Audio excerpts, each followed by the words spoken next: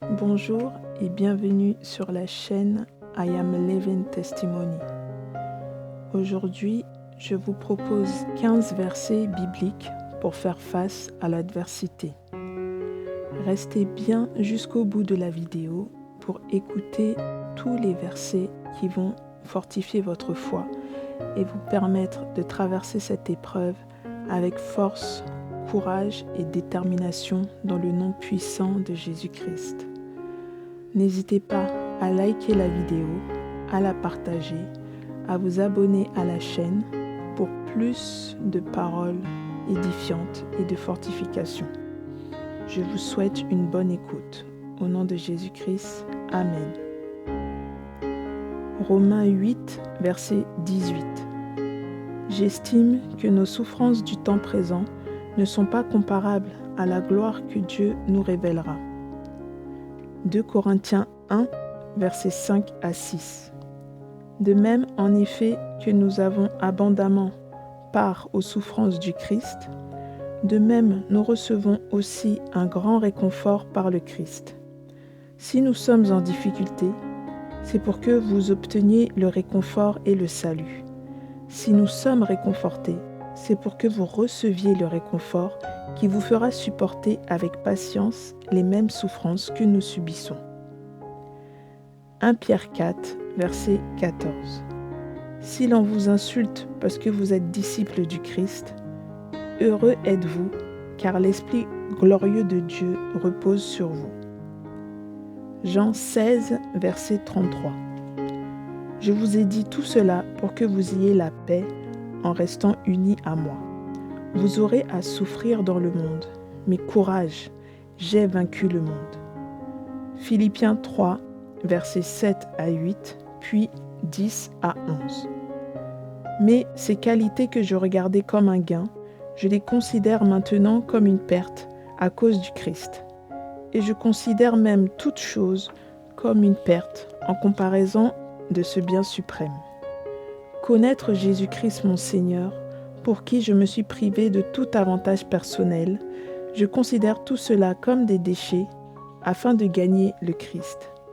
Tout ce que je désire, c'est de connaître le Christ et la puissance de sa résurrection, d'avoir part à ses souffrances et d'être rendu semblable à lui dans sa mort, avec l'espoir que je serai moi aussi relevé d'entre les morts. 1 Pierre 1, verset 7. L'or lui-même, qui est périssable, est pourtant éprouvé par le feu. De même, votre foi, beaucoup plus précieuse que l'or, est mise à l'épreuve afin de prouver sa valeur. C'est ainsi que vous pourrez recevoir la louange, gloire et honneur quand Jésus-Christ apparaîtra. Psaume 34, verset 17. Dès que les fidèles appellent au secours, le Seigneur entend et les délivre de toutes leurs angoisses. 1 Pierre 5, verset 10. Vous aurez à souffrir encore un peu de temps, mais Dieu, source de toute grâce, vous a appelé à participer à sa gloire éternelle dans la communion avec Christ. Il vous perfectionnera lui-même, vous affermira, vous fortifiera et vous établira sur de solides fondations. Luc 6, verset 22. Heureux êtes-vous si les hommes vous haïssent, s'ils vous rejettent, vous insultent et disent du mal de vous, parce que vous croyez au Fils de l'homme. Jacques 5, verset 13. Quelqu'un parmi vous est-il dans la souffrance? Qu'il prie. Quelqu'un est-il heureux? Qu'il chante des louanges. 2 Timothée 3, verset 12. D'ailleurs, tous ceux qui veulent mener une vie fidèle à Dieu dans l'union avec Jésus-Christ seront persécutés. 1 Pierre 4, versets 12 à 13. Mes chers amis, ne vous étonnez pas d'être en plein feu de l'épreuve, comme s'il vous arrivait quelque chose d'anormal. Réjouissez-vous plutôt d'avoir part aux souffrances du Christ, afin que vous soyez également remplis d'une grande joie quand il révélera sa gloire à tous. 2 Corinthiens 4, verset 17. La détresse que nous éprouvons en ce moment est légère en comparaison de la gloire abondante et éternelle, tellement plus importante qu'elle nous prépare. 2 Timothée 2, verset 12. Si nous restons fermes, nous régnerons aussi avec lui. Si nous le rejetons, lui aussi nous rejettera. 1 Pierre 2, verset 19, puis versets 21 à 23. En effet, c'est un bien de supporter, par obéissance à Dieu, les peines que l'on souffre injustement. C'est à cela qu'il vous a appelé, car le Christ lui-même a souffert pour vous. Il vous a laissé un exemple afin que vous suiviez ses traces. Il n'a pas commis de péché, aucun mensonge n'est jamais sorti de sa bouche. Quand on l'a insulté, il n'a pas répondu par l'insulte. Quand on l'a fait souffrir, il n'a pas formulé de menaces. Mais il s'en est remis à Dieu qui juge avec justice. Romains 8, verset 18. J'estime que nos souffrances du temps présent ne sont pas comparables à la gloire que Dieu nous révélera. 2 Corinthiens 1, versets 5 à 6. De même, en effet, que nous avons abondamment part aux souffrances du Christ, de même nous recevons aussi un grand réconfort par le Christ. Si nous sommes en difficulté, c'est pour que vous obteniez le réconfort et le salut. Si nous sommes réconfortés, c'est pour que vous receviez le réconfort qui vous fera supporter avec patience les mêmes souffrances que nous subissons. 1 Pierre 4, verset 14. Si l'on vous insulte parce que vous êtes disciples du Christ, heureux êtes-vous, car l'Esprit glorieux de Dieu repose sur vous. Jean 16, verset 33. Je vous ai dit tout cela pour que vous ayez la paix en restant unis à moi. Vous aurez à souffrir dans le monde, mais courage, j'ai vaincu le monde. Philippiens 3, versets 7 à 8, puis 10 à 11. Mais ces qualités que je regardais comme un gain, je les considère maintenant comme une perte à cause du Christ. Et je considère même toute chose comme une perte en comparaison de ce bien suprême. Connaître Jésus-Christ mon Seigneur, pour qui je me suis privé de tout avantage personnel, je considère tout cela comme des déchets afin de gagner le Christ. Tout ce que je désire, c'est de connaître le Christ et la puissance de sa résurrection, d'avoir part à ses souffrances et d'être rendu semblable à lui dans sa mort, avec l'espoir que je serai moi aussi relevé d'entre les morts. 1 Pierre 1, verset 7. L'or lui-même, qui est périssable, est pourtant éprouvé par le feu. De même, votre foi, beaucoup plus précieuse que l'or, est mise à l'épreuve afin de prouver sa valeur.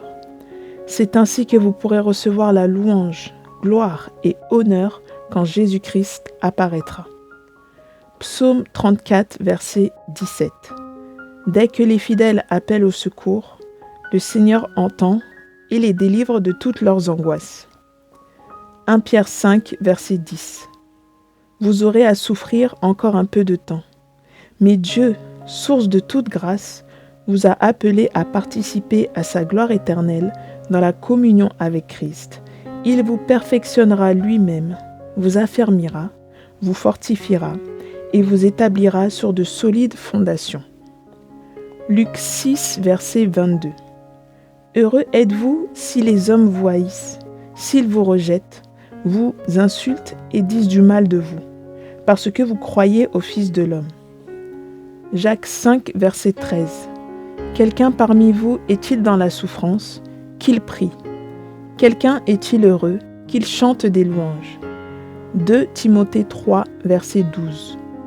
D'ailleurs, tous ceux qui veulent mener une vie fidèle à Dieu dans l'union avec Jésus-Christ seront persécutés. 1 Pierre 4, versets 12 à 13. Mes chers amis, ne vous étonnez pas d'être en plein feu de l'épreuve, comme s'il vous arrivait quelque chose d'anormal. Réjouissez-vous plutôt d'avoir part aux souffrances du Christ, afin que vous soyez également remplis d'une grande joie quand il révélera sa gloire à tous. 2 Corinthiens 4, verset 17. La détresse que nous éprouvons en ce moment est légère en comparaison de la gloire abondante et éternelle, tellement plus importante qu'elle nous prépare. 2 Timothée 2, verset 12. Si nous restons fermes, nous régnerons aussi avec lui. Si nous le rejetons, lui aussi nous rejettera. 1 Pierre 2, verset 19, puis versets 21 à 23. En effet, c'est un bien de supporter, par obéissance à Dieu, les peines que l'on souffre injustement. C'est à cela qu'il vous a appelé, car le Christ lui-même a souffert pour vous. Il vous a laissé un exemple afin que vous suiviez ses traces. Il n'a pas commis de péché, aucun mensonge n'est jamais sorti de sa bouche. Quand on l'a insulté, il n'a pas répondu par l'insulte. Quand on l'a fait souffrir, il n'a pas formulé de menaces. Mais il s'en est remis à Dieu qui juge avec justice. Romains 8, verset 18. J'estime que nos souffrances du temps présent ne sont pas comparables à la gloire que Dieu nous révélera. 2 Corinthiens 1, versets 5 à 6. De même, en effet, que nous avons abondamment part aux souffrances du Christ, de même nous recevons aussi un grand réconfort par le Christ. Si nous sommes en difficulté, c'est pour que vous obteniez le réconfort et le salut. Si nous sommes réconfortés, c'est pour que vous receviez le réconfort qui vous fera supporter avec patience les mêmes souffrances que nous subissons. 1 Pierre 4, verset 14. Si l'on vous insulte parce que vous êtes disciples du Christ, heureux êtes-vous, car l'Esprit glorieux de Dieu repose sur vous. Jean 16, verset 33. Je vous ai dit tout cela pour que vous ayez la paix en restant unis à moi. Vous aurez à souffrir dans le monde, mais courage, j'ai vaincu le monde. Philippiens 3, versets 7 à 8, puis 10 à 11. Mais ces qualités que je regardais comme un gain, je les considère maintenant comme une perte à cause du Christ. Et je considère même toute chose comme une perte en comparaison de ce bien suprême. Connaître Jésus-Christ mon Seigneur, pour qui je me suis privé de tout avantage personnel, je considère tout cela comme des déchets afin de gagner le Christ. Tout ce que je désire, c'est de connaître le Christ et la puissance de sa résurrection, d'avoir part à ses souffrances et d'être rendu semblable à lui dans sa mort, avec l'espoir que je serai moi aussi relevé d'entre les morts. 1 Pierre 1, verset 7. L'or lui-même, qui est périssable, est pourtant éprouvé par le feu. De même, votre foi, beaucoup plus précieuse que l'or, est mise à l'épreuve afin de prouver sa valeur. C'est ainsi que vous pourrez recevoir la louange, gloire et honneur quand Jésus-Christ apparaîtra. Psaume 34, verset 17. Dès que les fidèles appellent au secours, le Seigneur entend et les délivre de toutes leurs angoisses. 1 Pierre 5, verset 10. Vous aurez à souffrir encore un peu de temps, mais Dieu, source de toute grâce, vous a appelé à participer à sa gloire éternelle dans la communion avec Christ. Il vous perfectionnera lui-même, vous affermira, vous fortifiera et vous établira sur de solides fondations. Luc 6, verset 22. Heureux êtes-vous si les hommes vous haïssent, s'ils vous rejettent, vous insultent et disent du mal de vous, parce que vous croyez au Fils de l'homme. Jacques 5, verset 13. Quelqu'un parmi vous est-il dans la souffrance? Qu'il prie. Quelqu'un est-il heureux? Qu'il chante des louanges. 2 Timothée 3, verset 12. D'ailleurs, tous ceux qui veulent mener une vie fidèle à Dieu dans l'union avec Jésus-Christ seront persécutés. 1 Pierre 4, versets 12 à 13. Mes chers amis, ne vous étonnez pas d'être en plein feu de l'épreuve, comme s'il vous arrivait quelque chose d'anormal.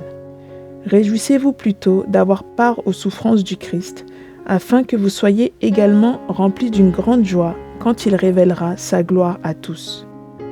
2 Corinthiens 4, verset 17. La détresse que nous éprouvons en ce moment est légère en comparaison de la gloire abondante et éternelle tellement plus importantes qu'elle nous prépare. 2 Timothée 2, verset 12. Si nous restons fermes, nous régnerons aussi avec lui. Si nous le rejetons, lui aussi nous rejettera. 1 Pierre 2, verset 19, puis versets 21 à 23. En effet, c'est un bien de supporter, par obéissance à Dieu, les peines que l'on souffre injustement. C'est à cela qu'il vous a appelé, car le Christ lui-même a souffert pour vous. Il vous a laissé un exemple afin que vous suiviez ses traces. Il n'a pas commis de péché, aucun mensonge n'est jamais sorti de sa bouche. Quand on l'a insulté, il n'a pas répondu par l'insulte. Quand on l'a fait souffrir, il n'a pas formulé de menaces. Mais il s'en est remis à Dieu qui juge avec justice.